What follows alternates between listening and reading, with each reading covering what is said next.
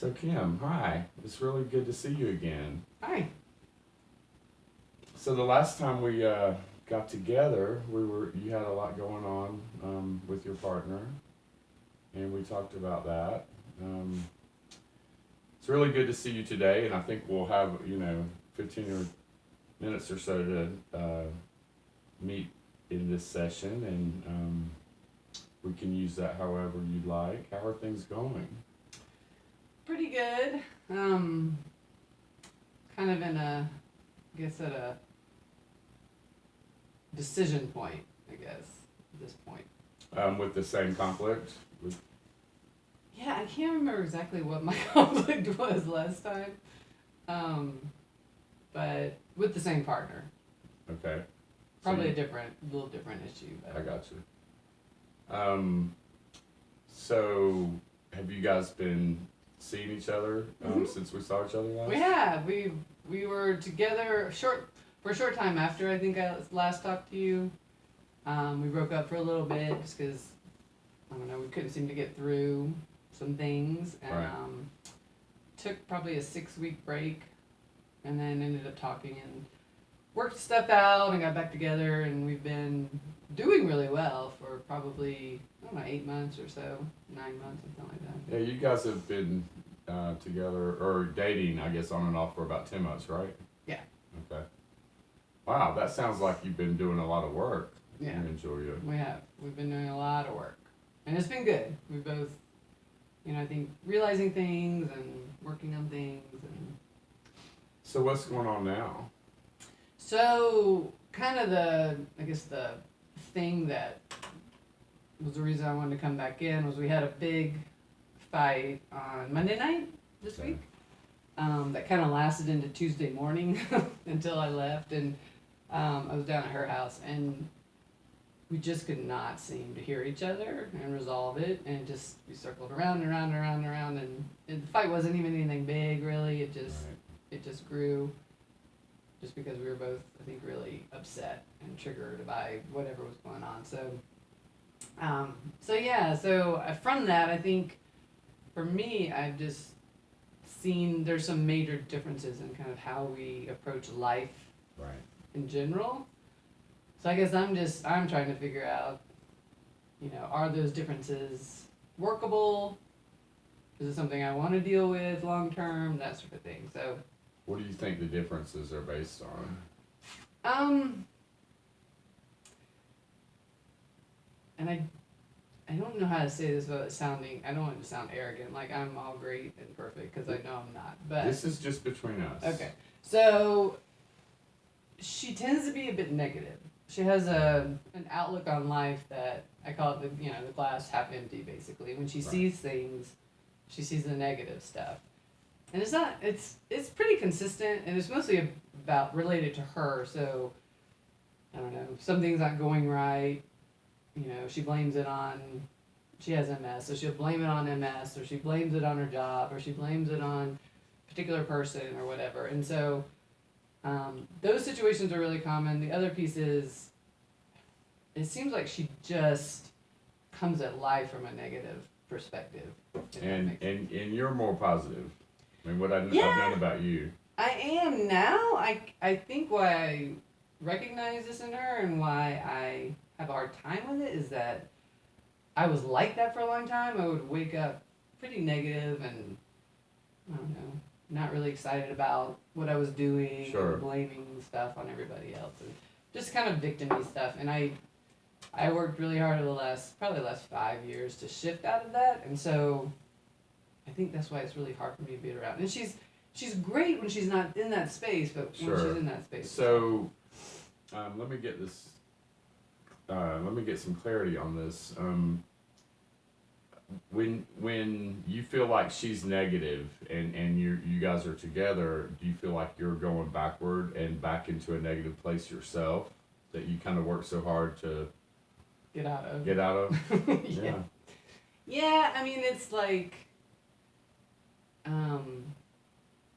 I try to be empathetic for whatever's going on with her, but what I'm finding is it's really hard And I don't really try to fix her situation, so it's not that, but it's more, I feel like I get drawn back into those feelings. And so I'm pretty empathic, so I take on feelings of hers very easily, and I've been working on not doing that, but I'm finding a hard time. Like, how do I be empathetic consistently And still true to your positive and self. stay positive? Yeah. Yeah, that's a big dilemma, especially when we love people and Right. and care about them and care about their, their path and their success. Yeah, and I was just reading an article this morning that somebody sent me on Facebook, and that talked about how complaining is really bad for your health. And so it went through like all these things, but the main thing is that it actually restructures your brain. So you create all these new synapses, and so that information can go faster. So what happens is you start being more negative because those synapses are created or whatever. And so I was just like, I don't want to recreate. And you can do it on the gratitude side as well, which for me I think is where I shifted to. But yeah, I don't want to go back, I guess. But I don't know how not. I don't know. And also it just drives me crazy because in the morning I don't even want to talk to her because I don't want to hear how bad her night was because she didn't sleep good because she never sleeps good. I mean, it's like, Is it like that a lot? oh yeah. It's like, it's rare. And she does have MS, and I'm sure that affects her sleep. She's on different drugs for it and all that. And so, I think that's a big piece of it. Sure, But and that would be a very difficult illness to live with because it manifests itself so bizarrely sometimes. Right. And she's really healthy right now, but she, I don't know, is there for sure. So it's Right. an issue. But yeah, it's, in the morning, if I text her or call her or whatever, it's usually, oh, I didn't sleep good. And, it's just always drama around whatever. I had a terrible day because of this. And it's just have a good day. Yeah, that sounds like a lot to absorb all the time, Yeah, and like it. and to stay positive yourself. I mean, that's tough. I mean, it sounds to me like there are two things going on: the positive and negative feelings. You being more positive and Joy, you being a little bit more negative, but also the you mentioned a worldview difference, and I thought maybe we could explore that a little bit. Have you, in your previous partners, have you guys been more aligned in how you see the world, and Yeah, definitely. so this would be a challenge, I guess, to do something different. Yeah, for sure. Mm. It's different.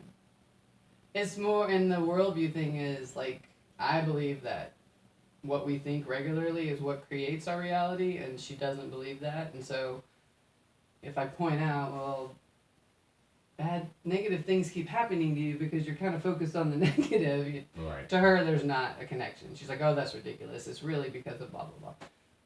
And to me, it's the opposite. And I believe good things happen for the same reason. So I think, you have to take action, obviously, but I do think you attract to you what you're constantly ruminating in mentally. Mm. And so we have a really different view on that. We got in a big debate about that over Christmas when we were on vacation because it was just interesting. So yeah, that's a big difference, and it's been there the whole time, and I've been kind of watching it and just wondering if it was that big a deal. Right. What are these reoccurring themes that come up a lot, or are they isolated? Are you and Julia operating well together? Say 4 times out of 5 that you're together, and then on the 5th time maybe conflict arises and you feel that negative pull and. I think what it is that it's always there. The complaining stuff is just more me working through my feelings around So on it. a scale of 1 to 5, if it's always there, how severe is that, do you think? Like how I feel it affects me. Yes. I would say on average it's probably middle road, 2 So it's a 2 or 2.5. 3. Yeah. Okay. 2, 2.5.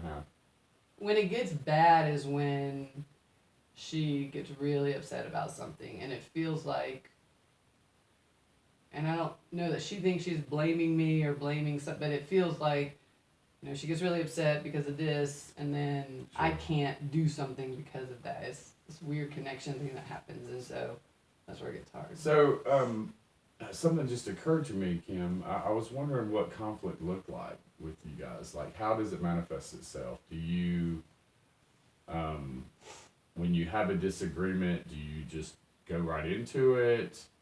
If it gets heated, you know, do you stay in that? Probably. So yeah, I mean sometimes it depends on how charged it is, I think, but for the most part, what we've been able to do this year, or the past 8 months anyway, is have pretty good discussions around things, and we talk about how we're feeling and what our needs are and our values and all that. So we do. That's wonderful. We're able to work through stuff like that. But this last fight, neither one of us could get there for each other. We were both just really I'm so sorry. angry, yeah. So, and I think it's because this fight just hit some core issues for both of us. Right. Yeah, so I think we were just both super triggered, and there was no coming back from it. We just needed space from each other more than anything, and we Right. weren't doing that. So. Yeah. Creating space whenever we're in conflict, finding a quiet place, being able to go outside and take the dogs on a walk or whatever, just to depressurize, can be really helpful. Have you guys tried that? Yeah, we actually made an agreement when we were not fighting that when we got to that place, somebody, whoever could, was going to say, we need space or timeout or whatever. Sure. But for some reason that night, I said it. I was just like, we need to not talk about this anymore and just go to sleep. Right. And wake up tomorrow and talk about it.